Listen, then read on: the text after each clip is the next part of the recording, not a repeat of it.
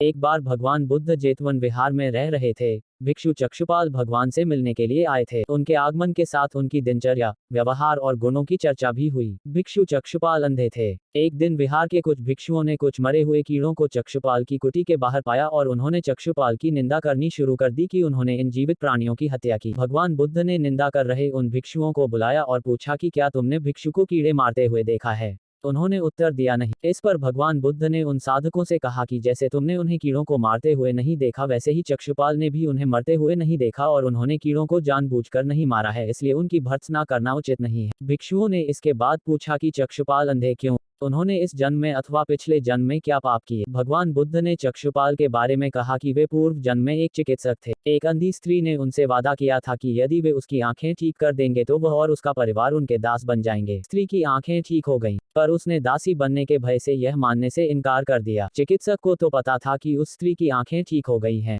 वह झूठ बोल रही है। उसे सबक सिखाने के लिए या बदला लेने के लिए चक्षुपाल ने दूसरी दवा दी। उस दवा से महिला फिर अंधी हो गई। वह कितना ही रोई पीटी, लेकिन चक्षुपाल जरा भी नहीं पसीजा। इस पाप के फलस्वरूप अगले जन्म में चिकित्सक को अंधा बनना पड़ा।